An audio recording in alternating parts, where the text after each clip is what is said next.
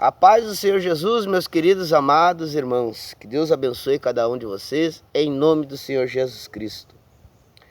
Carta de 2 Coríntios, capítulo 10. Além disto, eu, Paulo, vos rogo pela mansidão e benignidade de Cristo,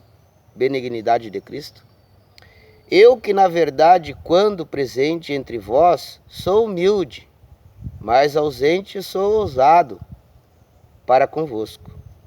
Rogo-vos, pois, que quando eu estiver presente, eu não me vejo obrigado a usar com confiança de ousadia, que espero ter com alguns que nos julgam como se andássemos segundo a carne. Porque andando na carne, não militamos segundo a carne. Porque as armas da nossa milícia não são carnais, mas são poderosas em Deus, para destruir as fortalezas, destruindo argumentos e toda a altivez que se levanta contra o conhecimento de Deus, elevando cativo todo o entendimento e a obediência de Cristo, e estando prontos para vingar toda a desobediência quando for cumprida a vossa obediência. Glória a Deus! O apóstolo Paulo aqui, meus amados, meus queridos irmãos, ele está dizendo, escrevendo para o povo, dizendo assim, quando eu espero quando eu for até aí, estou escrevendo essa carta, avisando vocês antes, para que quando eu for até aí, não me veja obrigado, a pregar com severidade, a pregar uma palavra pesada, pegar uma palavra de corrigindo, ensinando, exortando, Ele estava preparando o povo, através dessa carta ele estava preparando o povo, dizendo, eu vou ir até aí, mas quando eu for, que seja para, glorificar o nome do Senhor, para, cantar hinos, para se alegrar, para, não para corrigir o povo, porque a maior tristeza de um profeta, de um homem de Deus, é quando ele vai até um lugar e ele tem que falar aquilo que Deus quer que ele fale. Às vezes vocês vê os profetas, os homens de Deus pregando, mas vocês não conhecem o coração deles.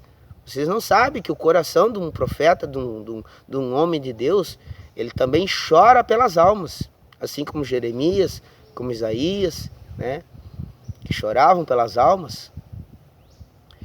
Então, a gente tem a responsabilidade, de garantir que o povo esteja andando conforme a vontade de Deus.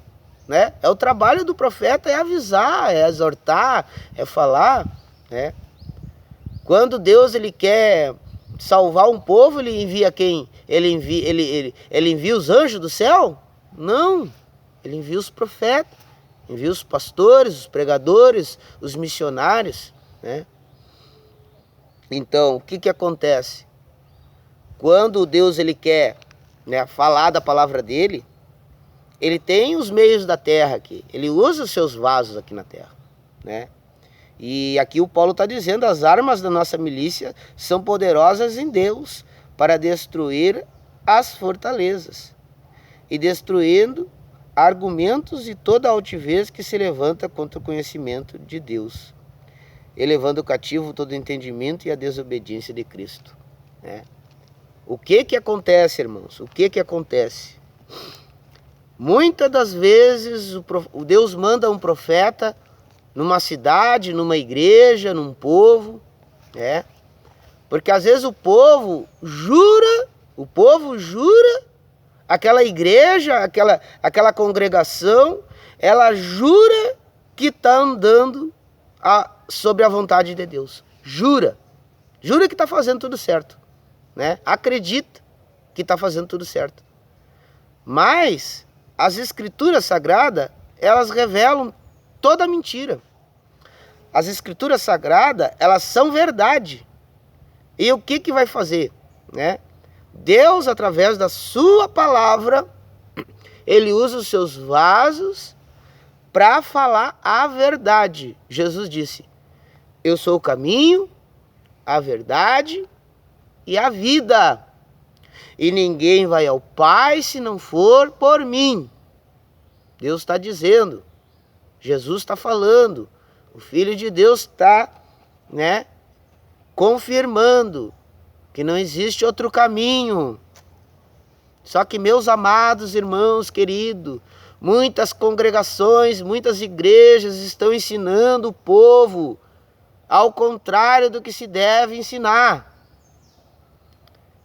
Glória a Deus. Eles dizem que hoje nós estamos no tempo da graça. Estamos, sim. Jesus já veio aqui, já morreu pelos meus pecados. Esse é o tempo da graça. Antigamente eu não podia entrar dentro do santuário. Hoje eu posso. Só que tem um detalhe, meus queridos, meus amados irmãos. Ainda não mudou nada. O Deus é o mesmo. Eu ainda preciso fazer a vontade de Deus. Agora muito mais do que antes. Antes eu pecava, ou meus antepassados pecavam, e aí um sacerdote entrava no templo por mim. Hoje é eu que posso entrar, com meu coração, de livre e espontânea vontade, aberto. Mesmo que eu seja o maior dos pecadores, mesmo que eu seja até, sabe, um desertor, uma criatura abominável, mesmo assim eu tenho a oportunidade de entrar dentro de uma igreja e pedir perdão para Deus e pedir a misericórdia dele. E é isso que Paulo está querendo dizer. Por que que existe hoje os pregadores na terra? Para dizer para o povo, ó, se consertem, orem, se consagrem, busquem a palavra de Deus, leiam a Bíblia Sagrada. Irmãos, desculpa eu dizer uma coisa aqui, mas eu vou dizer. Em primeiro lugar, eu quero pedir perdão a todos os católicos que vão ouvir esta pregação. Meus amigos, meus queridos amados que são católicos, eu quero dizer assim, do fundo do meu coração, amo vocês, assim como Jesus ama vocês também. Eu amo muito vocês. Mas eu preciso dizer o que eu vou dizer aqui agora. As Escrituras Sagradas, elas nos ensinam a andar no caminho certo. Elas ensinam nós a andar no caminho certo, para nós não se desviar do caminho de Deus. Mas infelizmente, meus queridos amados, essa palavra agora eu quero direcionar aos meus irmãos cristãos, aos meus irmãos que são evangélicos, aos meus irmãos que são pregadores da palavra de Deus. Eu quero dizer, meus queridos amados pastores, missionários, homens e mulheres de Deus, ensine os seus fiéis a comprar uma Bíblia. Distribuam Bíblias nas igrejas de graça. Junte aquela oferta, os dízimos que entram na igreja e vão lá e compre umas Bíblias. Comprem Bíblias e vendam barato ou dão de presente para os fiéis. Por que eu falei dos católicos ali? Sabe por quê? A maioria dos católicos, eles vão na igreja, mas não carregam uma Bíblia junto. É difícil ver um católico que tem uma Bíblia. Ele vai na igreja, ele toma a ceia, ele participa do culto, participa lá da reunião, leva o terço junto, mas é difícil ver um católico com uma Bíblia.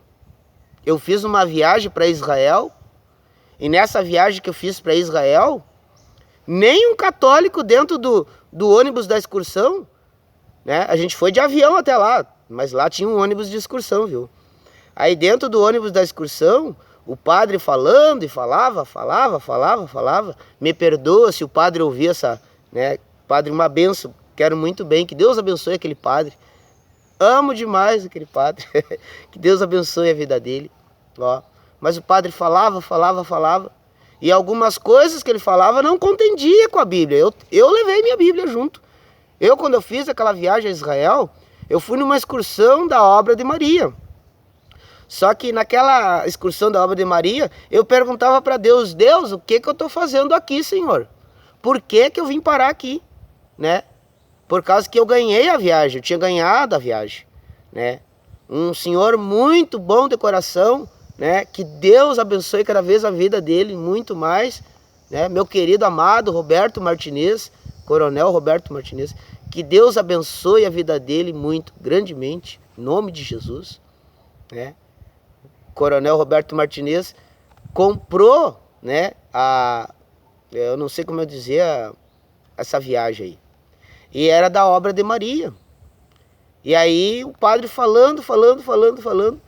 Ninguém tinha uma Bíblia lá dentro, eu tinha minha Bíblia lá dentro. Daí eu peguei, abri minha Bíblia ali, né, e comecei a ler minha Bíblia. E o padre, e tudo que o padre ia falando, se o padre falava do Paulo, do João, do Pedro, do Tiago, eu estava ali já acompanhando junto com a Bíblia, né?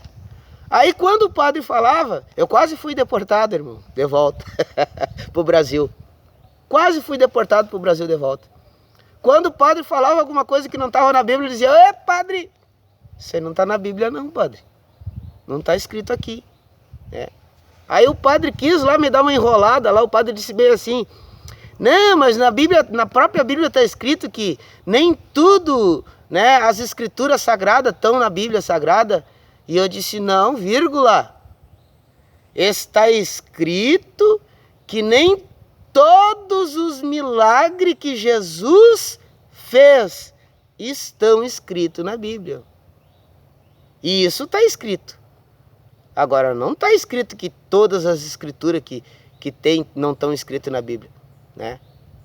Até pelo contrário, eu vou dizer assim, ó, a Bíblia Católica, eu já vi a Bíblia Católica, até já li a Bíblia Católica. A Bíblia Católica tem ainda mais mandamentos, mais escrituras do que a Bíblia Evangélica. A Bíblia Evangélica tem um pouco só, né? Tem o Novo e o Velho Testamento.